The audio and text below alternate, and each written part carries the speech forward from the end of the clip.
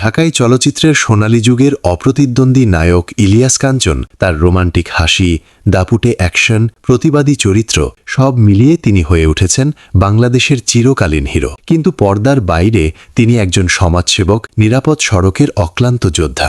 আজ আমরা বলবো এই কিংবদন্তির জীবন কাহিনী শুরু থেকে বর্তমান পর্যন্ত। ইলিয়াস কাঞ্চনের আসল নাম ইদ্রিস আলী। জন্ম ১৯৫৬ সালের ২৪ ডিসেম্বর কিশোরগঞ্জের করিমগঞ্জের আশুতিয়াপাড়া গ্রামে। বাবা হাজি আব্দুল আলী, মা শরুফা খাতুন। সাধারণ পরিবারে বেড়ে ওঠা এই যুবক ঢাকা বিশ্ববিদ্যালয়ে সমাজবিজ্ঞান নিয়ে পড়াশোনা করেন, কিন্তু অভিনয়ের নেশায় পড়াশোনা অসমাপ্ত রেখে চলচ্চিত্রে পা রাখেন। ১৯৭৭ সালে কিংবদন্তি পরিচালক সুভাষ দত্তের বসুন্ধরা ছবিতে নায়ক হিসেবে ডেবিউ। বিপরীতে ববিতা। ছবিটি ব্যবসায়িকভাবে সফল না হলেও কাঞ্চনের অভিনয় প্রশংসিত হয়। এরপর ডুমুরের ফুল, সুন্দরী। কিন্তু আসল সাফল্য আসে ১৯৮০-র দশকে। পরিণীতা ১৯৮৬ ছবিতে শ্রেষ্ঠ অভিনেতার জাতীয় পুরস্কার। তারপর বেদের মেয়ে জ্যোৎস্না ১৯৮৯, বাংলাদেশের ইতিহাসের সর্বোচ্চ ব্যবসা সফল ছবি। অঞ্জু ঘোষ, চম্পা, দিতির সঙ্গে তার জুটি অমর হয়ে আছে। মোট ৩৫০-এর বেশি ছবিতে অভিনয় করেছেন তিনি। প্রযোজক ও পরিচালক হিসেবেও সফল।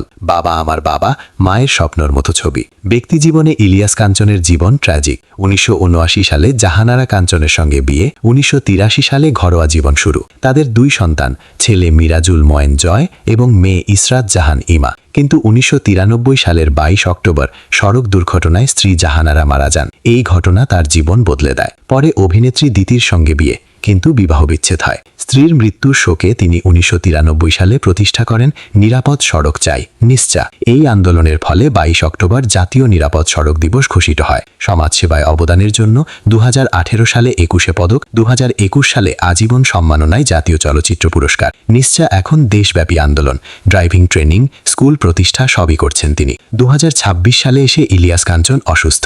ব্রেন টিউমারে আক্রান্ত হয়ে লন্ডনে দীর্ঘদিন চিকিৎসাধীন। অস্ত্রোপচার, রেডিয়েশন ও কেমোথেরাপি চলছে। কথায় জড়তা কমছে, ধীরে ধীরে সুস্থ হচ্ছেন। নিশ্চার কার্যক্রম চালিয়ে যাচ্ছেন পরিবারের সহায়তায়। চলচ্চিত্র শিল্পী সমিতির সাবেক সভাপতি হিসেবে শিল্পের জন্য কাজ করেছেন। ইলিয়াস কাঞ্চন শুধু নায়ক নন, তিনি একজন মানবিক যোদ্ধা। তার জীবন আমাদের শেখায় দুঃখকে শক্তিতে রূপান্তর করলে অসম্ভবও সম্ভব। দ্রুত সুস্থতা কামনা করি এই কিংবদন্তির জন্য। ইলিয়াস কাঞ্চন বাংলাদেশের চিরকালীন নায়ক।